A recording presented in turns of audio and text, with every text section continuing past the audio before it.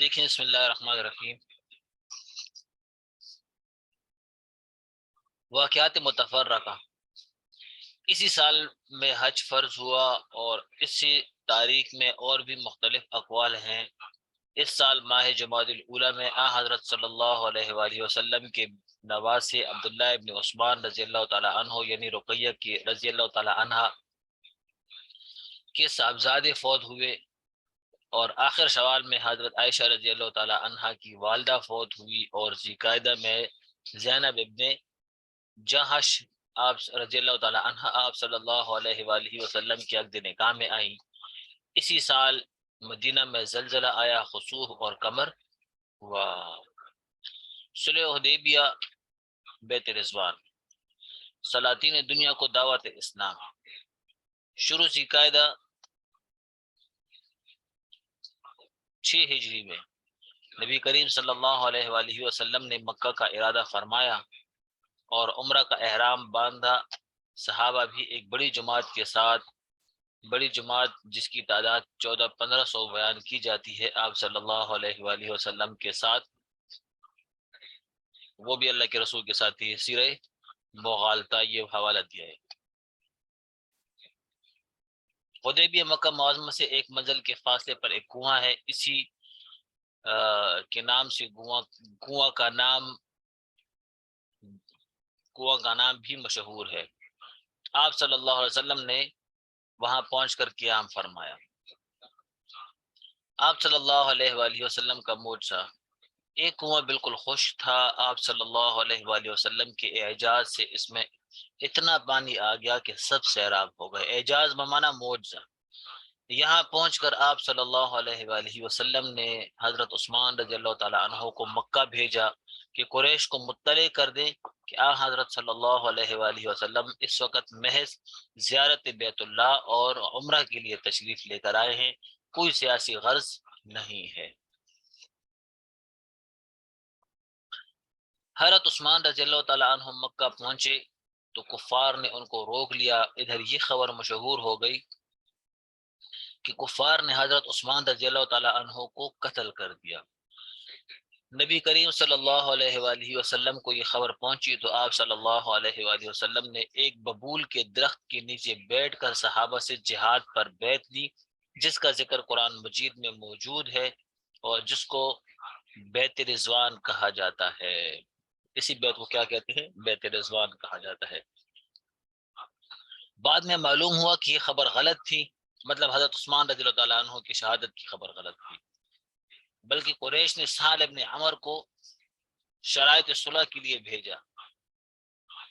حسب ذیل شرائط طے ہو کر عہد نامہ لکھا گیا اور 10 سال کے لیے باہمی صلح ہو گئی۔ شرائط کیا تھی؟ وہ یہ تھی، مسلمان اس وقت واپس جائیں گے، یعنی عمرہ نہیں کریں گے، عمرہ کے لیے گئے تھے لیکن عمرہ نہیں کریں گے، آئندہ سال صرف 3 دن قیام کر کے واپس جائیں گے، ہتھیار لگا کر نہ آئیں، تلوار ساتھ میں ہو تو میان میں رکھیں۔ مطلب ہتھیار کا مطلب کہ کوئی زرہ وغیرہ پہن کر نہیں آنا، جنگی تیاری کے ساتھ نہیں آنا کہ زرہ پہن کر اور تلوار اٹھا کر، نیزے اٹھا کر، تیر اٹھا کر، ایسے نہیں کرنا۔ بس اگر تلوار لانی ہے تو وہ بھی نیام میں ہو، اور باقی جو ہے تو جنگ کا لباس پہن کے نہیں آنا۔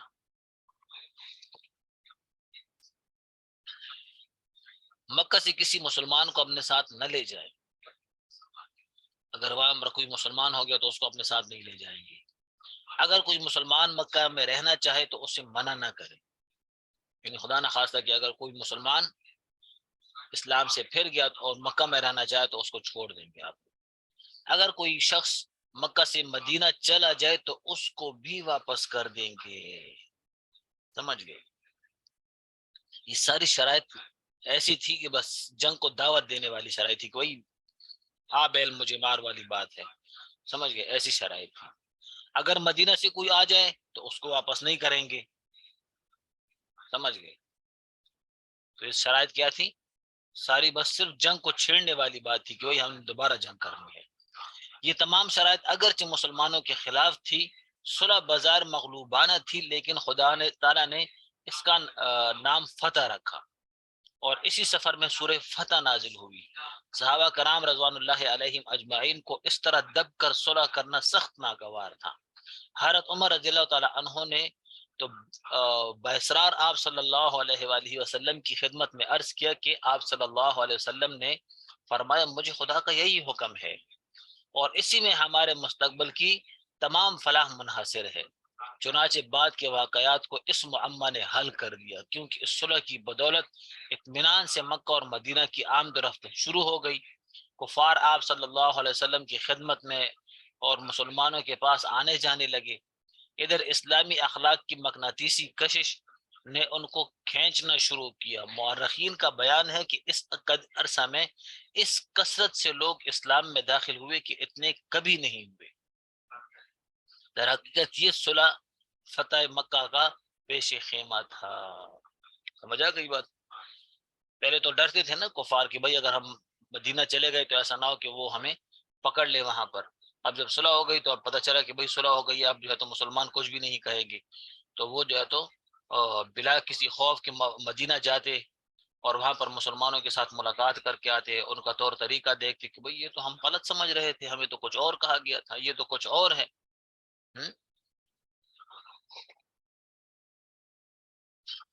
تو ان کا طرز سلوک دیکھ کر وہ مسلمان ہونے لگے. سلاطین و دنیا کو دعوتی خطوط اس صلح کی وجہ سے راستہ معمون ہو گیا. تو حضرت صلی اللہ علیہ وآلہ وسلم نے ارادہ کیا کہ یہ حق کی آواز تمام دنیا کے بادشاہوں تک بھی پہنچا دی جائے. پھر حضرت عمر ابن امیہ رضی اللہ تعالی عنہ کو اسحمہ نامی نجاشی بادشاہ حبشہ کی طرف بھیجا. اس نے حضرت صلی اللہ علیہ وآلہ وسلم کا نام مبارک کو دونوں آنکھوں پر رکھا, تخت سے نیچے اتر کر زمین پر بیٹھ گیا اور خوش دلی سے اسلام قبول کیا, اور خود حضرت صلی اللہ علیہ وسلم کے زمانہ مبارک میں انتقال کر گیا. دحیہ کلبی رضی اللہ تعالی عنہ کو, یہ وہی نجاشی ہے نا جس کا اللہ کے رسول نے غائبانہ نماز جنازہ پڑھا تھا. اللہ کے رسول سے ملاقات نہیں ہوئی تھی ان کی, جب ان کی وفات ہو گئی تو اللہ کے رسول نے جو ہے تو پھر غائبانہ نماز جنازہ پڑھا تھا, اور اسی سے پھر استدلال کیا جاتا ہے کہ وہی غائبانہ نماز جنازہ جائز ہے. پھر لوگ غائبانہ نماز جنازہ پڑھتے ہیں, حالانکہ صرف اس نجاشی کی جنازہ کے علاوہ اللہ کے رسول نے نہ کسی صحابی کی نماز جنازہ پڑھی ہے اور نہ صحابہ نے دوسرے صحابہ کی نماز جنازہ پڑھی ہے. حالانکہ اللہ کے رسول کے زمانے میں بہت سے صحابہ تھے جو کسی اور جگہ پر انتقال کر گئے, جہاد کے لیے گئے تھے, تبلیغ کے لیے گئے تھے, وہاں پر انتقال کر گئے. خود اللہ کے رسول کے زمانے میں جو ہے تو ایک بوڑھی عورت کا انتقال ہوا. اللہ کے رسول نے فرمایا کہ بھائی تم لوگ مجھے خبر کیوں نہیں کی. پھر اللہ کے رسول اس کی قبر پر گئے, یہ نہیں کہ ادھر مسجد میں بیٹھ کھڑے کہا چلو بس ادھر ہی نماز جنازہ پڑھ لیتے, نہیں, وہاں پہ قبر پہ گئے. تو صرف یہ ایک ہی واقعہ ہے جس سے وہ استدلال کرتے ہیں, اس کے علاوہ نہ کسی صحابی نے اور نہ اللہ کے رسول نے کسی صحابی کا کوئی نماز جنازہ غائبانہ نماز جنازہ پڑھا ہے. سمجھ گئے؟ تو یہ جو اللہ کے رسول نے پڑھا تو اس کے بارے میں علماء فرماتے ہیں کہ اللہ کے رسول کا یہ بھی ایک معجزہ تھا, یہ اللہ کے رسول کا معجزہ تھا. سمجھ گئے کہ تمام جو رکاوٹیں تھی اللہ کے رسول کے لیے ختم کر دی گئی. اور یہ کوئی انہونی بات نہیں, اللہ کے رسول جو معراج کے موقع پر گئے تھے تو وہاں پر بھی تو انہوں نے جو کہا کہ بھائی بیت المقدس کے بارے میں کتنی کھڑکیاں ہیں, کتنے ستون ہیں, اس مسجد میں کتنے دروازے ہیں. تو اللہ کے رسول ٹھیک ہے ایک رات کے اندر بیت المقدس گئے تھے, وہاں سے جو ہے تو پھر کہاں آسمانوں پہ گئے, لیکن ایک رات میں کسی کو کیا یاد ہوتا ہے کہ اس وہاں پر ستون کتنے ہیں اور دروازے کتنے ہیں. ہاں, تو وہاں پر بھی کیا ہوا, پھر اللہ کے رسول کے لیے وہ تمام رکاوٹیں کھول دی گئی اور بیت المقدس اللہ کے رسول کے سامنے کر دیا گیا تھا, اور اللہ کے رسول اس کو دیکھتے اور جواب دیتے. سمجھ گئے؟ تو جس طرح وہ رکاوٹیں ختم ہو گئی تو ہر کل وہ نجاشی بادشاہ کی رکاوٹیں بھی ختم ہو گئی, وہ بھی اللہ کے رسول کے سامنے آ گیا اور اللہ کے رسول نے نماز جنازہ پڑھ لیا. اگر نماز جنازہ پڑھنا مستقل حکم ہوتا تو پھر اللہ کے رسول کسی اور صحابی کا بھی تو پڑھتے, صحابہ کسی دوسرے صحابہ کی بھی تو پڑھتے, ان کا تو کسی نے نہیں پڑھا. ٹھیک ہے, اچھا.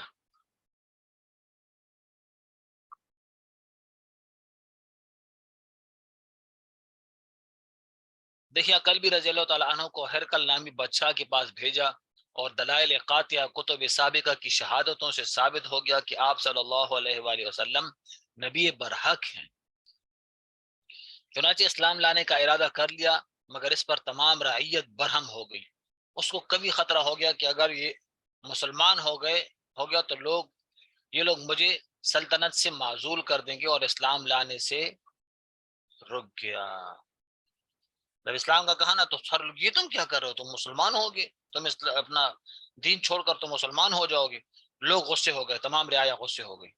جب تمام رعایا غصے ہو گئی تو حیرہ کو بادشاہ نے کہا اچھا میں تو تم لوگوں کو آزما رہا تھا کہ تم لوگ کیا کرتے ہو، حالانکہ مسلمان ہونا چاہ رہا تھا، پتہ چل گیا تھا کہ بھائی یہ دین برحق ہے، مسلمان ہونا چاہیے۔ تو جب ارادہ ظاہر کیا اور لوگ غصے ہو گئے تو پھر ویسی بات کو ٹالنے لگا اور تبدیل کرنا، نہیں میں تو صرف تم لوگوں کو جانچ رہا تھا، سمجھ گئے۔ اور کس وجہ سے؟ وہ اپنے روب، اپنی سلطنت کی وجہ سے جو ہے تو اس نے اسلام لانے سے روک گیا تھا، ٹھیک ہے۔ خسر الدنیا والآخرہ۔